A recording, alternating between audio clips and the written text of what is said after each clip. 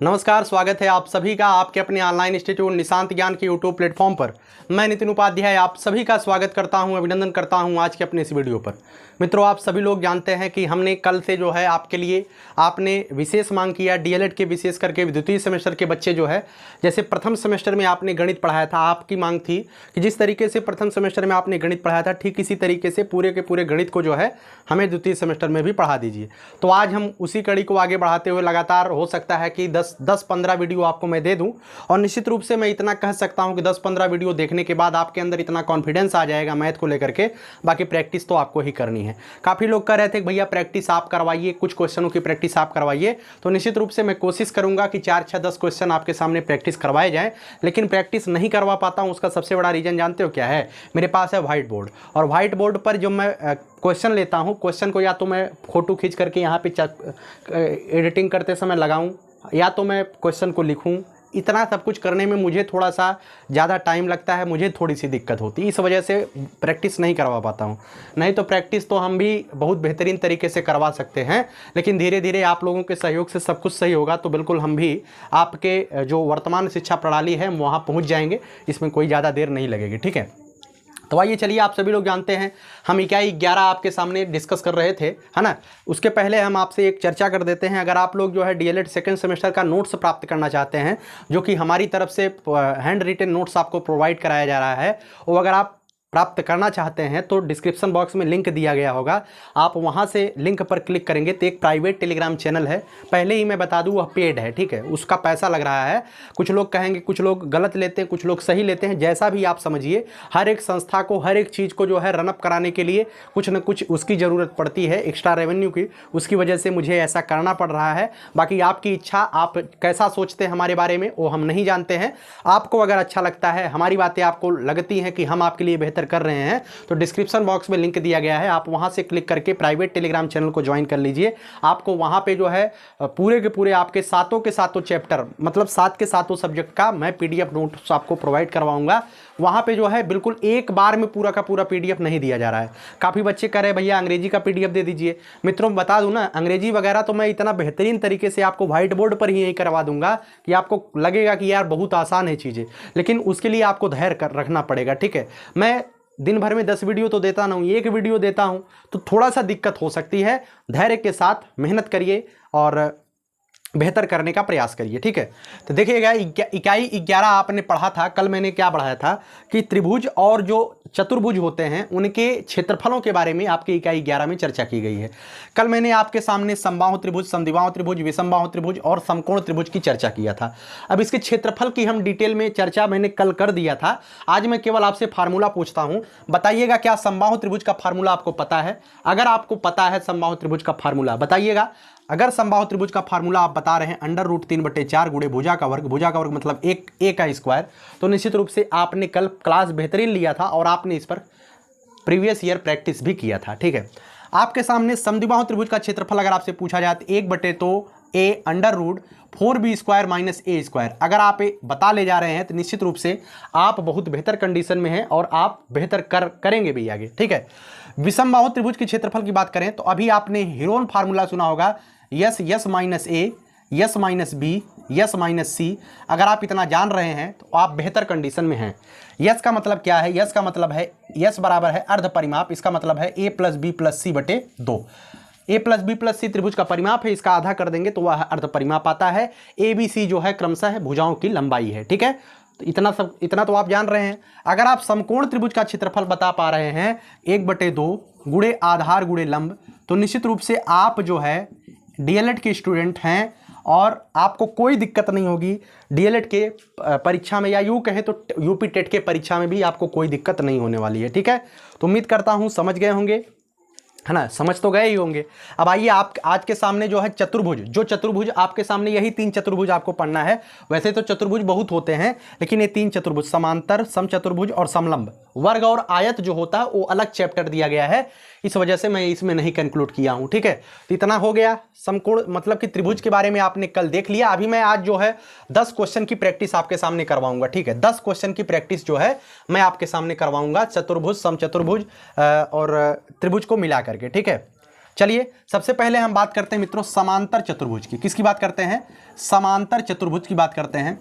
ठीक है, वास्तव में आज गर्मी बहुत ज़्यादा है। निश्चित रूप से मैं जहाँ पे वीडियो बना रहा हूँ यहाँ पे बहुत ज़्यादा गर्मी लगती है, और मेरे यहाँ पे आप देख रहे होंगे बहुत ज़्यादा गर्मी यहाँ पड़ रही है, लेकिन फिर भी एक आपके लिए बेहतर करने का एक प्रयास है। तो इस वजह से मेरा वास्तविकता बता रहा हूँ। जो सुख मुझे इस प्लेटफॉर्म पे काम करने में मिलता है, जो सुख मुझे अपने इस लाइफ को जीने में मिलता है, वास्तव में मुझे इतना सुख कहीं भी कोई भी काम करने में नहीं मिलता है ना। इस वजह से मैं ये काम करता हूँ, चाहे आग यहाँ पे जलती रहे, लेकिन मैं पढ़ाना, अगर मेरा पैशन है पढ़ाना, तो निश्चित रूप से मैं उस पैशन को पूरा करूँगा। और ज़िंदगी भी यही कहती है, जो आपको अच्छा लगता है वो करना चाहिए, है ना। मैं वही कर रहा हूँ।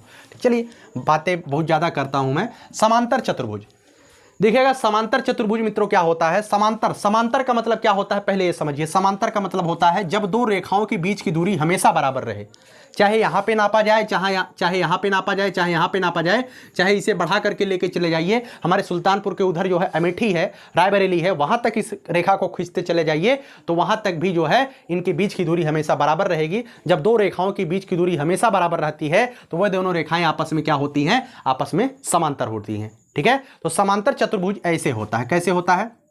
ऐसे। ठीक है, इस तरीके से होता है समांतर चतुर्भुज। मित्रों, समांतर चतुर्भुज में कुछ चीजें आपको जाननी आवश्यक है, इतना जान लीजिए। ठीक है, समांतर चतुर्भुज जैसे मैंने लिख दिया A B C D, आप इतना तो जानते हैं कि किसी भी चतुर्भुज के अंतः कोणों का योग हमेशा कितना होता है? किसी भी चतुर्भुज, ऐसा नहीं है समांतर चतुर्भुज, वर्ग, आयत, कोई भी अगर चार रेखाओं से बनी आकृति है, जैसे कोई भी त्रिभुज है, उसके तीनों अंतः कोणों का योग 180 होता है। ठीक उसी तरीके से दुनिया का कोई भी चतुर्भुज आपके सामने दे दिया गया हो तो उसके चारों अंतः कोणों का योग हमेशा 180 अंश होता है। अर्थात कोण A धन कोण B धन कोण C धन कोण D ए बराबर हमेशा कितना होगा? 360 अंश होता है। मैंने गलत बोल दिया, 360 अंश होता है। ठीक है, इतना आप जानते हैं। ठीक है, तो लेकिन समांतर चतुर्भुज की कुछ कंडीशन होती है। आप सभी लोग जानते हैं विकर्ण। विकर्ण के बारे में अगर आप नहीं जानते हैं तो मैं आपको बता दूं विकर्ण क्या होता है। जब चतुर्भुज के एक सिरे से लेकर के इस सिरे को, जैसे P को D से मिला दिया जाए, किसी भी आकृति का अगर विकर्ण आपसे कहा जाए कि विकर्ण की परिभाषा आपसे पूछी जाए, देखिएगा मैं आपको देसिया समझाने का प्रयास करता हूं। कुछ लोग कहते हैं कि आप थोड़ा सा बैकवर्ड एरिया से हैं, तो माफ़ कीजिएगा, मैं बैकवर्ड एरिया से हूं और बैकवर्ड एरिया के बच्चों को ही पढ़ाता हूं। ठीक है, तो इसमें अगर आपको गलत लगता है कि मैं स्टैंडर्ड क्वालिटी का नहीं बोल पाता हूँ तो मुझे माफ़ करिएगा, मैं बोल भी नहीं पाऊँगा।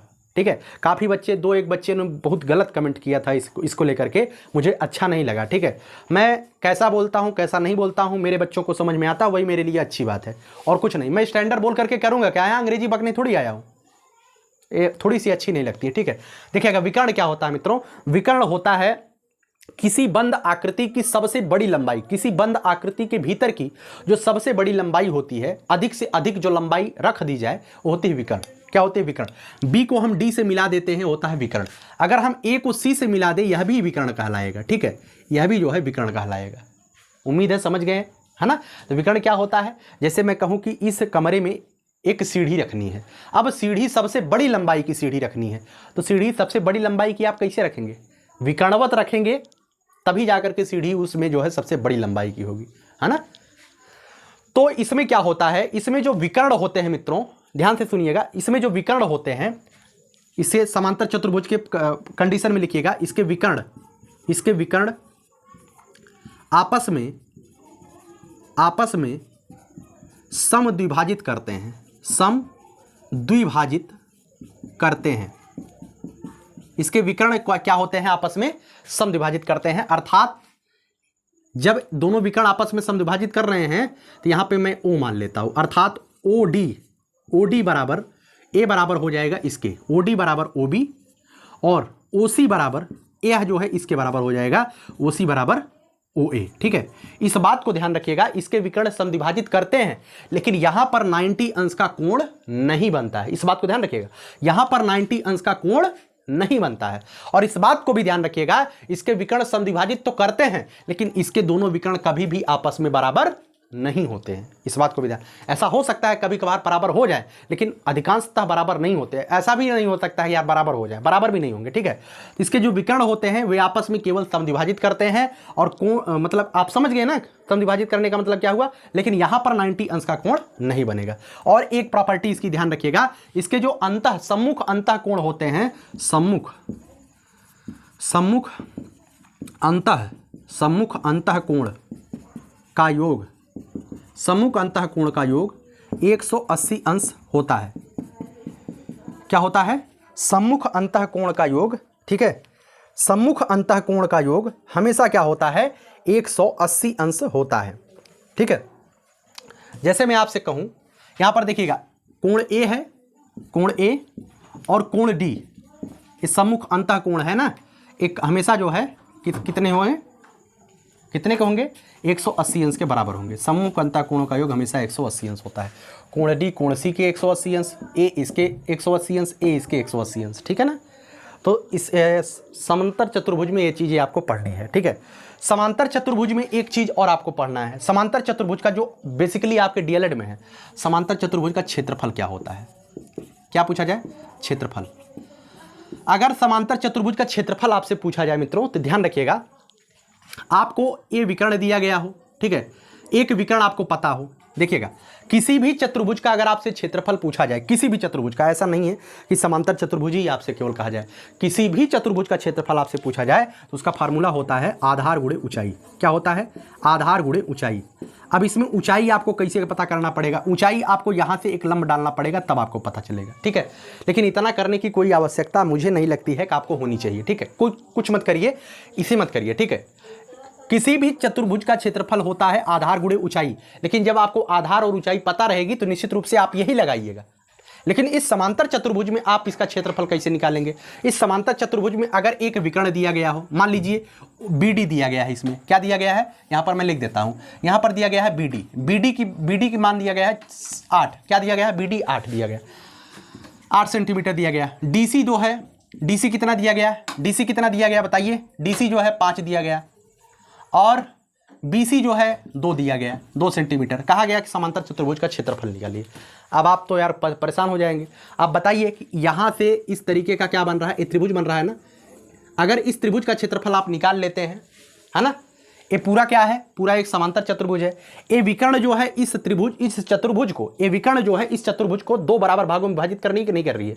आप कहेंगे भैया कर रही है, क्यों बीचों में पेटवा फाड़ रही है, 2 बराबर भागों में विभाजित कर रही है कि नहीं कर रही? कर रही है। तो अगर आप इसका क्षेत्रफल, इस त्रिभुज का क्षेत्रफल आप निकाल लेते हैं, और इस त्रिभुज का क्षेत्रफल आप कैसे निकालेंगे? 8 5 2, ये विषमबाहु त्रिभुज बन रहा है, और विषमबाहु त्रिभुज का क्षेत्रफल अभी मैंने बताया कि √S S minus A S minus B S minus C से निकाल लीजिए। इसका क्षेत्रफल आप निकाल लीजिए, जस्ट इसी का दुगुना कर दीजिए तो इस पूरे समांतर चतुर्भुज का क्षेत्रफल आ जाएगा, ठीक है ना। कोई दिक्कत है? मुझे नहीं लगता है कि कोई दिक्कत आपको होनी चाहिए, और अच्छी तरीके से आपने समझ लिया कि इसका होता क्या है पूरे के पूरे सिस्टम, ठीक है ना। तो समांतर चतुर्भुज क्या होता है मित्रों? समांतर चतुर्भुज में आमने सामने की भुजाएं जो है समांतर होती है, बराबर नहीं होती हैं। इस बात को ध्यान रखिएगा, आमने सामने की भुजाएं समांतर होती हैं, बराबर नहीं होती हैं। अगर आपसे कहा जाए क्या आयत जो है समांतर चतुर्भुज है? हाँ, आयत जो है समांतर चतुर्भुज है, क्योंकि यह रेखा इसके समांतर होती है, यह रेखा इसके समांतर होती है। लेकिन समांतर चतुर्भुज आयत नहीं होता है, ठीक है ना। आयत तो समांतर चतुर्भुज की कैटेगरी में आप रख सकते हैं, लेकिन समांतर चतुर्भुज आयत नहीं होता है, ठीक है ना। चलिए, उम्मीद करता हूँ, गर्मी बहुत ज़्यादा है, माफ़ करिएगा अगर आपको लगता है कि मैं आपसे बहाना बना रहा हूँ, ऐसा नहीं है, हमारे चेहरे पर आपको दिखाई दे रहा होगा, है ना। तो समांतर चतुर्भुज की परिभाषा, उदाहरण और इसके जो विशेष थोड़े से, मतलब कि बहुत ज़्यादा मैं नहीं पढ़ा रहा हूँ, उतना पढ़ा रहा हूँ जितना आपके लिए इंपॉर्टेंट है। विशेष जो गुण होते हैं आपने देख लिया, अभी क्वेश्चन से सब कुछ समझ में आ जाएगा। हो जाएगा समांतर चतुर्भुज ना। अब आइए चलिए समचतुर्भुज की बात करते हैं, ठीक है ना। समचतुर्भुज मित्रों, जो समचतुर्भुज होता है, समचतुर्भुज, ठीक है ना। समचतुर्भुज में क्या होता है? इसमें सम मतलब समान, सम मतलब समान। इस चतुर्भुज में चारों भुजाएं आपस में बराबर होती हैं। ऐसे मैं एक चतुर्भुज बना दे रहा हूं, ये वर्ग की तरह ही बनता है ना, कहीं कहीं पर इस तरीके से बनता है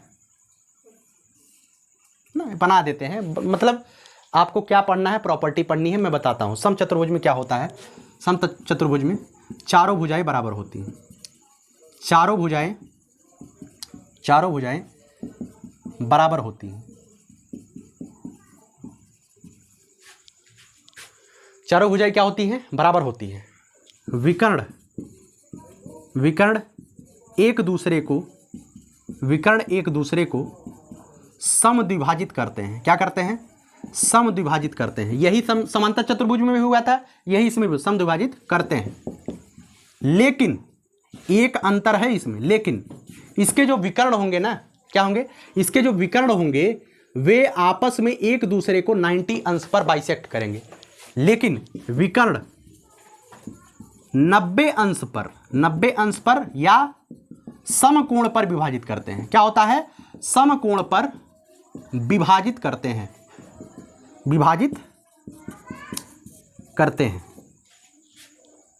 कोई दिक्कत, मुझे नहीं लगता है कोई दिक्कत आपको होनी चाहिए, ठीक है ना। अच्छा देखिएगा, मैं आपको थोड़ा सा डिटेल में बताने का अगर प्रयास करूंगा तो इस बात को ध्यान रखिएगा कि समांतर चतुर्भुज में क्या क्या होता है। समांतर चतुर्भुज की चारों भुजाएं बराबर होती हैं, इसके विकर्ण जो होते हैं एक दूसरे को समद्विभाजित करते हैं। लेकिन समांतर और समचतुर्भुज में यही अंतर है कि समचतुर्भुज में विकर्ण एक दूसरे को 90 अंश पे काटते हैं, समांतर चतुर्भुज पे 90 अंश पे नहीं काटते हैं, बस यही अंतर है इन पे। इसके भी विकर्ण बराबर नहीं होते हैं, ठीक है। ऐसा कोई कह दे कि भाई इसमें विकर्ण बराबर होते हैं, क्या ये इसके बराबर होगा, नहीं, कभी भी समचतुर्भुज में विकर्ण जो है बराबर नहीं होते, ठीक है ना। न ही समांतर चतुर्भुज में विकर्ण बराबर होते हैं। विकर्ण कहाँ बराबर होते हैं, विकर्ण बराबर होते हैं वर्ग में। विकर्ण बराबर कहाँ होते हैं, आयत में। यहाँ विकर्ण बराबर होते हैं, लेकिन यहाँ पे विकर्ण बराबर नहीं होते हैं, ठीक है ना। तो चलिए, उम्मीद है कि आप समझ गए हैं। इसके क्षेत्रफल की बात कर लेते हैं। इसका जो क्षेत्रफल होता है मित्रों, समांतर चतुर्भुज का समचतुर्भुज का क्षेत्रफल है ना। समचतुर्भुज का क्षेत्रफल क्या होता है, 1/2 विकर्णों का गुणन, 1/2 d1 into d2, d1 into d2। एक d1 d2 क्या है, ये विकर्ण है, क्या है, विकर्ण, अर्थात 1/2 गुणे विकर्णों का गुणनफल। क्या है, 1/2 गुणे विकर्णों का गुणनफल, इनका जो है क्षेत्रफल होता है, ठीक है ना। समचतुर्भुज का क्षेत्रफल 1/2 विकर्णों का गुणनफल। एक चीज़ आप यहाँ पे एक मैं आपको एक्स्ट्रा बता दे रहा हूँ, आप ध्यान रखिएगा, इस चीज़ को ध्यान रख लीजिएगा बस। जहाँ भी समचतुर्भुज की बात आएगी, एक इक्वेशन मैं आपको दे रहा हूँ, उसे आप ध्यान रखिएगा। 4a² बराबर d1² प्लस d2²। अभी कैसे आया कुछ लोग पूछेंगे, तो मुझे ये बताने की आवश्यकता मुझे नहीं लगता अभी है। जब मैं टेट वगैरह की तैयारी करवाऊंगा या कुछ अलग करवाऊंगा तो उसमें जरूर बताऊंगा। इसे आप ध्यान रखिएगा, समचतुर्भुज में एक इक्वेशन आपको याद रखना है, 4a² बराबर d1² प्लस d2²। एक क्यों मैं बता रहा हूँ, क्योंकि कभी कभी विकर्ण एक विकर्ण दे करके दूसरा, एक विकर्ण दे करके एक भुजा दे करके दूसरा विकर्ण पूछेगा, तो फार्मूला ये लगाइएगा, दूसरा विकर्ण निकाल लीजिएगा। दोनों विकर्ण दे करके भुजा पूछ ले तो निश्चित रूप से फार्मूला लगाइएगा, आपको समझ में आ जाएगा, ठीक है ना। गर्मी बहुत ज़्यादा है। चलिए आगे मैं बताता हूँ। समचतुर्भुज हो गया ना, समचतुर्भुज का क्षेत्रफल आपने देख लिया, समांतर चतुर्भुज का क्षेत्रफल आपने देख लिया। समचतुर्भुज और समांतर चतुर्भुज में क्या अंतर है आपने समझ लिया। अब आइए समलंब चतुर्भुज की बात कर लेते हैं, ठीक है ना। समलंब चतुर्भुज किसकी बात करते हैं, समलंब चतुर्भुज। समलंब चतुर्भुज मित्रों इस तरीके से बनता है, क्या है, समलंब चतुर्भुज इस तरीके से बनता है, समलंब चतुर्भुज, ठीक है ना। समलंब चतुर्भुज इस तरीके से बनता है। इसमें क्या क्या होता है, इसमें जो है दो भुजाएं आपस में समांतर होती है, यह भुजा इसके समांतर होगी, लेकिन दो भुजाएं आपस में समांतर नहीं होती, यह भुजा इसके समांतर नहीं है। दो भुजाएं, दो आमने सामने की भुजाएं समांतर तो होंगी, लेकिन अन्य दो भुजाएं आपस में समांतर नहीं होती है, ठीक है ना। इसकी जो ऊंचाई होती है, ये इसकी ऊंचाई होती है, ठीक है ना, चाहे यहाँ से नाप लीजिए चाहे यहाँ से नाप लीजिए, इसकी ऊंचाई होती है। समलंब चतुर्भुज का क्षेत्रफल ही आपसे पूछा जाता है। इसका क्षेत्रफल होता है 1/2 गुणे समांतर भुजाओं का योग, समांतर भुजाओं का योग गुणे ऊंचाई। यह जो है समलंब चतुर्भुज का क्षेत्रफल होता है, ध्यान रखिएगा। ए भुजा आपको दी रहेगी, इसका क्षेत्रफल निकालना है, तो 1/2 इसका और इसका योग कर लीजिएगा गुणा में, उसके बाद इसकी ऊंचाई से आप 1/2 से गुणा कर दीजिएगा, निश्चित रूप से आपको समलंब चतुर्भुज का क्षेत्रफल प्राप्त हो जाएगा, ठीक है ना। मुझे नहीं लगता है कि समांतर चतुर्भुज, समचतुर्भुज, समलंब चतुर्भुज के क्षेत्रफल में कोई दिक्कत होगी। समांतर चतुर्भुज का क्षेत्रफल मैंने आपको बताया कैसे निकालना है, हीरोन फार्मूला से निकाल लीजिएगा। समचतुर्भुज का क्षेत्रफल 1/2 d1 × d2। समचतुर्भुज में 1/2 d1 d2 बताया, और क्या बताया, 4a² बराबर d1² + d2²। दो इक्वेशन मैंने यहाँ पे बताया। d1 d2 विकर्ण है, d1 पहला विकर्ण, d2 दूसरा विकर्ण, ठीक। समलंब में क्या बताया, समलंब चतुर्भुज का क्षेत्रफल 1/2 गुणे समांतर भुजाओं का योग गुणे ऊंचाई। कोई दिक्कत आपको नहीं होनी चाहिए, ठीक है ना। चलिए आगे मैं आपके सामने जो है अब सवाल में कुछ रख देता हूं, जिससे बच्चे जो है बहुत ज़्यादा ये कहते हैं भैया आप प्रैक्टिस नहीं करवाते हैं। तो प्रैक्टिस यहाँ पे मैं आपके सामने कुछ सवाल मैं रख देता हूं जो कि आपके लिए इम्पॉर्टेंट है, ठीक ना। चलिए पहला सवाल आपके सामने है। पहला सवाल है, एक समबाहु त्रिभुज का क्षेत्रफल, पहला है एक समबाहु त्रिभुज का क्षेत्रफल, ठीक है ना। एक समबाहु त्रिभुज का क्षेत्रफल क्या दिया गया है, समबाहु जो दिया गया लिखिए, समबाहु त्रिभुज का क्षेत्रफल, समबाहु त्रिभुज का क्षेत्रफल 16√3 मीटर स्क्वायर है। 16√3 मीटर स्क्वायर है। उसकी भुजा, इसकी भुजा क्या होगी, भुजा आपसे पूछा गया है। आपने एक फार्मूला पढ़ा है, क्या पढ़ा है, समबाहु त्रिभुज का, समबाहु त्रिभुज का क्षेत्रफल, समबाहु त्रिभुज का क्षेत्रफल बराबर क्या होता है, √3/4 गुणे भुजा का वर्ग। क्या दिया गया है, भुजा का वर्ग। आपको समबाहु त्रिभुज का क्षेत्रफल पता है, क्या पता है, 16√3। इसकी जगह आप 16√3 लिख दीजिए और इसका क्षेत्रफल फार्मूला लिख दीजिए √3/4 गुणे भुजा का वर्ग। यही तो आपको करना है। समबाहु त्रिभुज का क्षेत्रफल होता है √3/4 भुजा का वर्ग, अर्थात √3/4 भुजा के वर्ग का मान आपको पता है 16√3। बस आप यही निकाल लीजिए। जब भी देखिएगा इस तरीके के, जब भी दो पक्ष दिए गए हों, जब भी दो पक्ष दिए गए हों, 1/4 बराबर, यहाँ पे मैं लिख देता हूँ 3/4 बराबर 3/9, ठीक है ना। इस तरीके से दो पक्ष दिए गए हों, है ना, दो पक्ष जब दिए गए हों, इसमें अंश अंश को काट सकते हैं। अगर बराबर अंश है तो उसको काट सकते हैं, 3 से 3 आसानी से काट सकते हैं, ठीक है ना। लेकिन यहाँ पे कोई चीज़ अगर जुड़ या घट रही हो तब मत काटिएगा। अगर गुणा में हो रही या अकेले हो तब काट सकते हैं। यहाँ पे देखिए, यहाँ पे 16√3/1 है, यहाँ पे √3/4 गुणे भुजा का वर्ग है। एक गुणा में है तो गुणा में है तो आप काट दीजिए। नीचे से नीचे अगर कट रहा है काट दीजिए, ऊपर से ऊपर कट रहा है काट दीजिए। भुजा का वर्ग बटे 1 है, नीचे से नीचे कुछ नहीं कट रहा है, ऊपर से ऊपर √3 से √3 कट रहा है, मैं काट दूंगा, ठीक है ना। अब यहाँ पे देखिए तिर्यक गुणा मार दीजिए, 3 गुणे भुजा का वर्ग, इसका इसमें गुणा कर दीजिए, बराबर 16/4। 3 √3 नहीं है यार, है ना, √3 नहीं है, ये √3 से 3 कट गया है, मैं तभी तुम्हें कहा। यहाँ पे क्या हो जाएगा, भुजा बराबर हो जाएगा √16/4, √16/4। अब इसे कैसे निकालेंगे, 16 चौका 64, √64, 64 का वर्गमूल क्या आएगा, 8। अर्थात जो समबाहु त्रिभुज का भुजा आ जाएगा, क्या आ जाएगा, 8 सेंटीमीटर आ जाएगा। कोई दिक्कत आपको नहीं होनी चाहिए, ठीक है ना। चलिए पहला सवाल हो गया।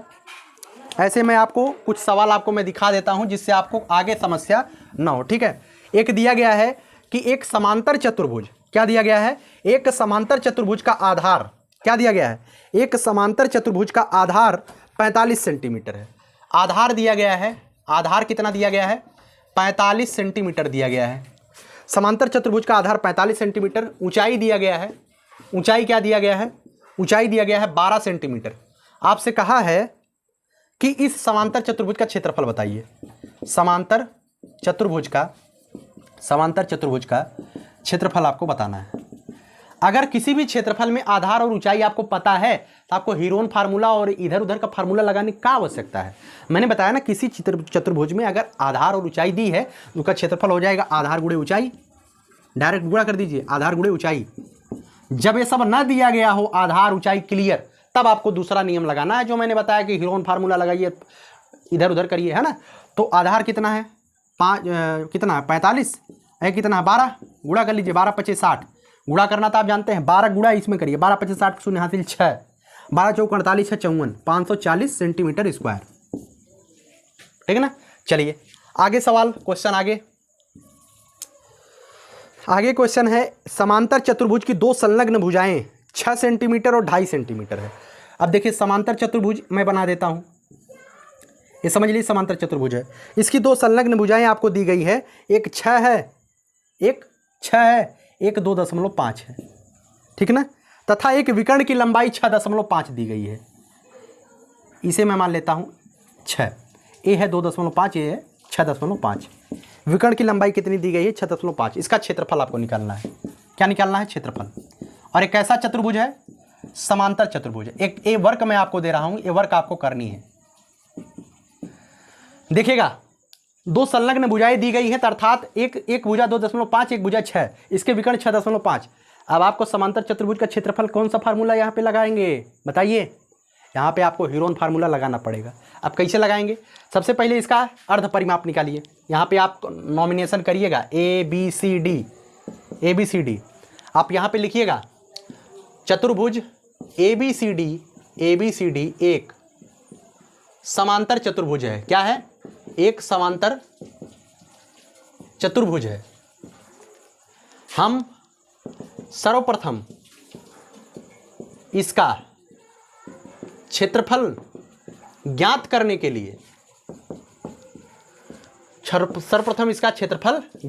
के लिए त्रिभुज BDC का क्षेत्रफल निकालेंगे। तत्पश्चात त्रिभुज BDC के क्षेत्रफल का 2 गुना कर देंगे जो कि समांतर चतुर्भुज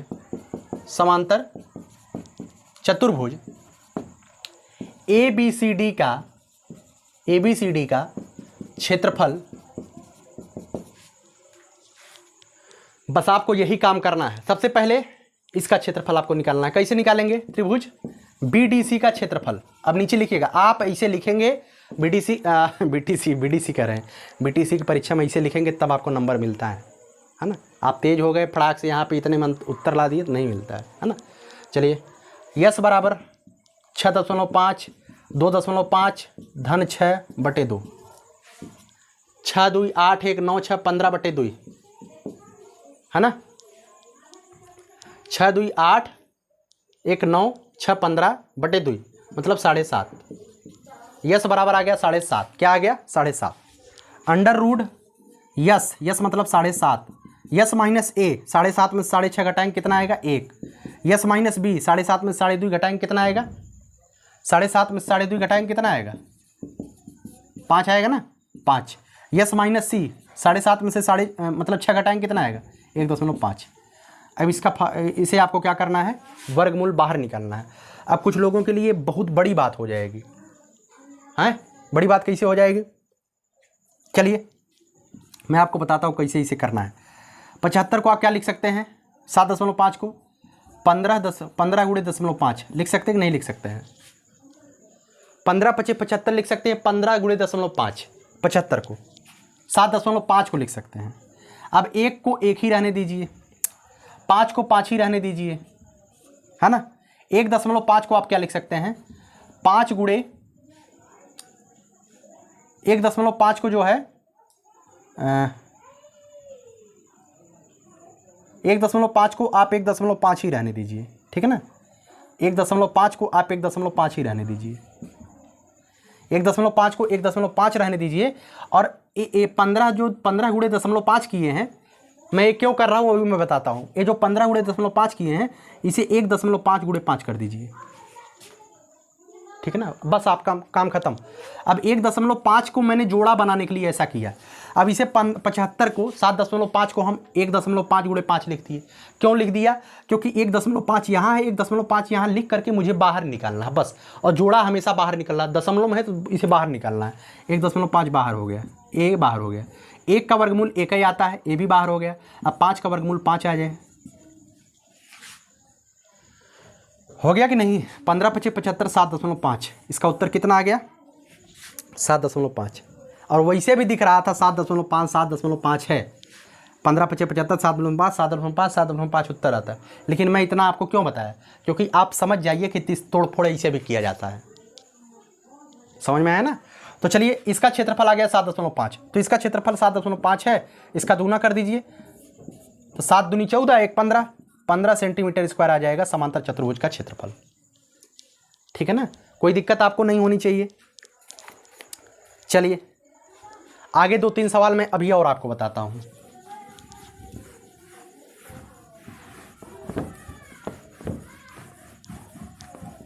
अच्छा, वीडियो कुछ लंबी हो जाती है तब भी आपको देखना है, क्योंकि गणित के क्वेश्चन जो होते हैं ना, इसमें आपको थोड़ा सा मेहनत तो करनी पड़ती है। अब चलिए एक सवाल आपके सामने और दिया गया है। एक समचतुर्भुज के आकार के खेत का विकर्ण 40 और 80 है, इसका क्षेत्रफल बताइए। इसके विकर्ण दिए गए हैं, विकर्ण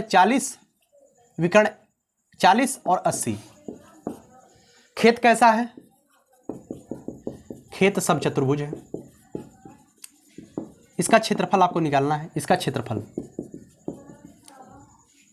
है, निकाल लेंगे नहीं निकालेंगे? समचतुर्भुज का क्षेत्रफल क्या होता है? समचतुर्भुज का क्षेत्रफल 1/2 गुणे विकर्णों का गुणनफल, 1/2 गुणे 40 गुणे 80। 40 से काट दी, 2 × 40, 8 दूनी 1600। कोई दिक्कत नहीं? दिक्कत नहीं होनी चाहिए, ठीक है ना। चलिए एक सवाल आपको, छोटा सा सवाल है, देख लीजिए।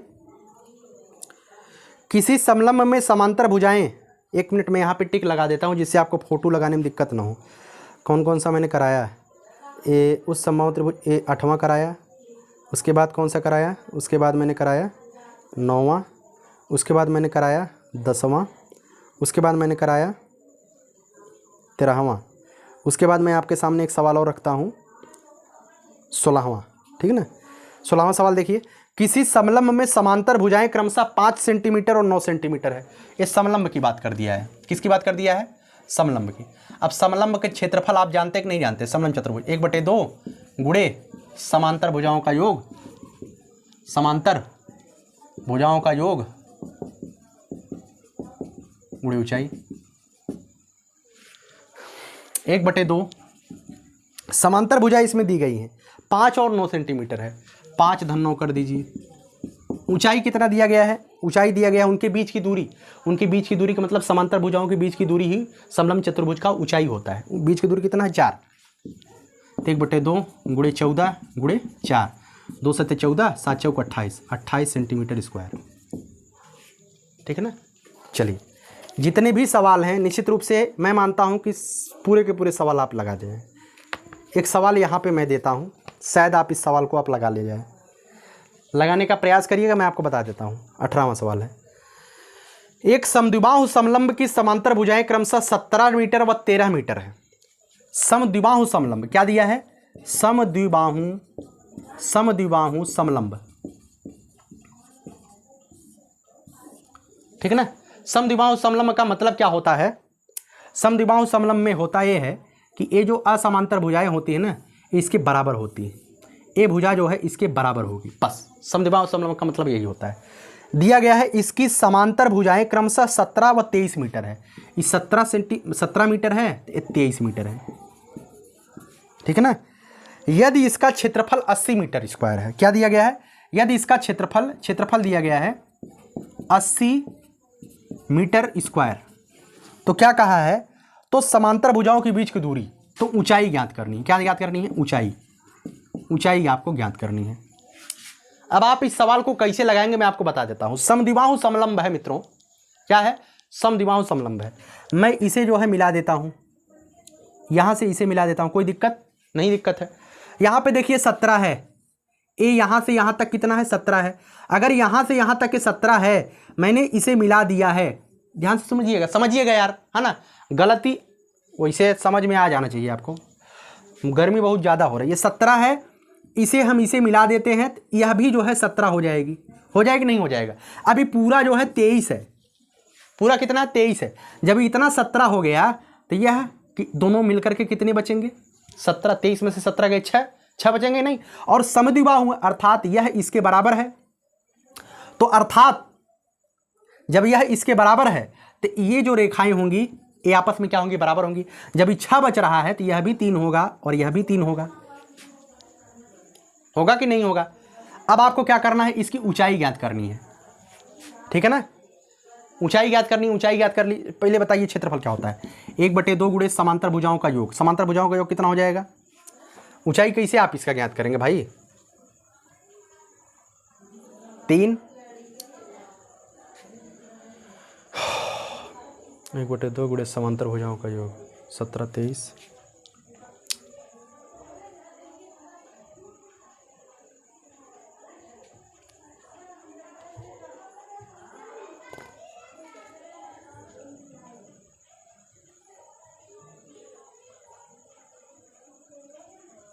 इसमें आपको कुछ भी नहीं करना है, बस ऐसे भी कर सकते हैं। 1/2 गुणे समांतर भुजाओं का योग 17 गुणे 23 कर दीजिए, 17 धन 23 कर दीजिए। समांतर भुजाओं का योग गुणे ऊंचाई, ऊंचाई आपको निकालनी है। ये दिया गया है कितना? 80 दिया गया है, निकाल लीजिए। इसे भी निकाल सकते हैं, इसमें इतना भूत प्रेत करने की ज़रूरत भी नहीं थी। 1/2 गुणे समांतर भुजाओं का योग से कितना हो जाए? 17 23 कितना हो गया? 20 10 30 7 37 3 40 गुणे ऊंचाई बराबर 80, है ना। 0 0 काट दीजिए, 2 चौका 8। ऊंचाई कितना हो जाएगा? 4 दूनी 8, 8 सेंटीमीटर। क्या हो जाएगा? 8 सेंटीमीटर। अगर आपको ऊंचाई कह दिया गया है तो ऊंचाई आप निश्चित रूप से इसे निकालिएगा।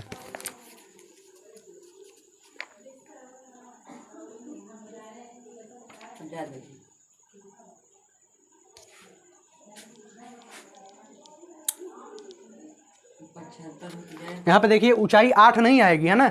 यहाँ पे देखिए ऊंचाई 8 नहीं आएगी। कितना हो गया यार? 4 गर्मी इतना ज़्यादा दिमाग हैंग कर रहा है, सही बात है।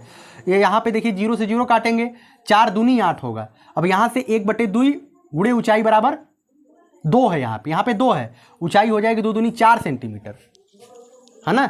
अब इतनी ज़्यादा गर्मी है, क्या बताइए, ये 4 हो जाएगा, ये ऊंचाई जो है 4 आएगा। अब मैं जो उझैती आपको अभी बताया ना, ये 3 होगा, यह भी 3 होगा। ये तब आपको करना है जब आपसे कहा जाए कि इसकी मतलब कि इसकी जो असमांतर भुजाएं हैं, जो दोनों असमांतर भुजाएं आपस में बराबर हैं, उनकी लंबाई अगर आपसे कह दिया जाए तब आपको दिक्कत होनी चाहिए। दिक्कत होती कैसे? दिक्कत होगी, 4 आपको पता चल गया, ये आपको 3 पता चल गया, ये 4 है, ये 3 है। अब आपको यह निकालना है। कैसे निकालेंगे? आप जानते हैं समकोण त्रिभुज का फार्मूला। समकोण त्रिभुज में क्या होता है? यह समकोण है। क्यों समकोण है? क्योंकि ऊपर से नीचे लंब डाला गया है ना, ऊंचाई मतलब लंब डाला गया। ये 4 है, ये 3 है। तो आप जानते हैं इसके समकोण के सामने वाली भुजा क्या होती है? कर्ण होती है।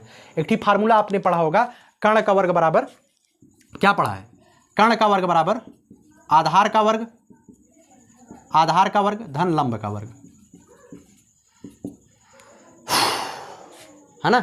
आधार कितना है? 4 का वर्ग धन 3 का वर्ग, 4 चौक 16 धन 3 3 9, 16 9 25, 25 का कर्ण का वर्ग 25 है, तो कर्ण बराबर क्या आ जाएगा?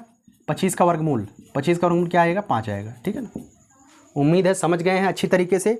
अब इसमें हमें नहीं लगता है कुछ समझाने की आवश्यकता है, निश्चित रूप से। अगर आपको नहीं आता है तो फिर से आप कमेंट करिएगा, मैं बताऊँगा, ठीक है ना।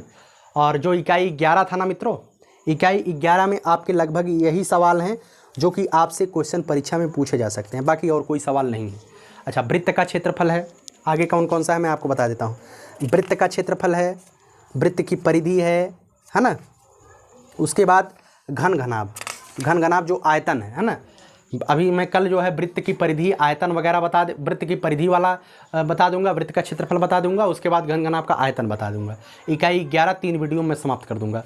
और हो सकता है वीडियो आपको बड़ी लगे, ये सवाल अगर आपको समझ में नहीं आया तो निश्चित रूप से आप समझ लीजिएगा। 1 बार 2 बार वीडियो को पॉज करिएगा, देखिएगा, यार समझ में आ जाएगा। कुछ गर्मी ज़्यादा थी, इस वजह से मैं अपना फुल नहीं दे पाया, ठीक है ना। मैं पूरी तरीके से गर्मी से भीग चुका हूँ, आप देख ही रहे हैं, है ना। अंत में कहूँगा आपके लिए, यही जज्बा रहा तो मुश्किलों का हल भी निकलेगा। जमी बंजर हुई तो क्या वहीं से जल भी निकलेगा। न हो मायूस न घबरा इस अंधेरे से मेरे साथी, इन्हीं रातों के दामन से सुनहरे कल भी निकलेगा। अगर आप आज संघर्ष कर रहे हैं, अगर मैं आज आपके सामने पसीना बहा रहा हूँ, लगातार मेहनत कर रहा हूँ, तो निश्चित रूप से अगर आप लोगों का सहयोग रहेगा, अगर आप लोग चाहेंगे कि मैं बेहतर करूँ, तो निश्चित रूप से जीवन में बेहतर ज़रूर करूँगा, ठीक है ना। शिक्षा क्षेत्र में अगर मैं कुछ अलग करने के लिए, कुछ अलग क्या, लोग यही कर रहे हैं, मैं भी वही कर रहा हूँ। हो सकता है कि मैं बेहतर कर जाऊँ और करने का प्रयास अपनी तरफ से पूरा रहता है। हर कोई व्यक्ति अपनी तरफ से पूरा प्रयास करता है, हम भी कर रहे हैं, बाकी आपकी इच्छा। और हाँ, अगर आप कोर्स लेना चाहते हैं, पेड बैच में ज्वाइन होना चाहते हैं, डिस्क्रिप्शन बॉक्स में लिंक है, वहाँ से आप जरूर ज्वाइन होइएगा निशांत ज्ञान के भविष्य के लिए। और आप जो ये कर रहे हैं वो वास्तव में आपको ही मैं वापस करूँगा, मूल सहित वापस करूँगा, इस बात को ध्यान रखिएगा, ठीक है ना। मेरे संघर्ष के समय में अगर आप जो है थोड़ा सा भी साथ देते हैं, अगर ज़िंदगी मेरी रहेगी तो मैं समूल वापस आपको लौटाऊंगा और निश्चित रूप से करूंगा ये चीज़, ठीक है ना। और करने का प्रयास लगातार जीवन भर करता रहूँगा। बहुत बहुत धन्यवाद। आपके प्रेम जितना आप दे रहे हैं, जितना आप कमेंट वगैरह कर रहे हैं, उसके सामने मैं हमेशा मतलब कि धराशायी हूँ यार। जो भी आप कहेंगे उतना मैं करने के लिए तैयार हूँ, ठीक ना। कुछ भी नहीं बोल सकता आपके सामने, जो कहेंगे मैं वो करूँगा। इंग्लिश के लिए आप बोल रहे हैं तो इंग्लिश की वीडियो भी मैं आपको दूंगा। बस इंग्लिश मुझे बहुत ज़्यादा नहीं आती है, लेकिन अगर आप कहेंगे तो इंग्लिश की वीडियो भी मैं आपको दूंगा, ठीक है ना। चलिए, बहुत बहुत धन्यवाद। जय हिंद, जय भारत।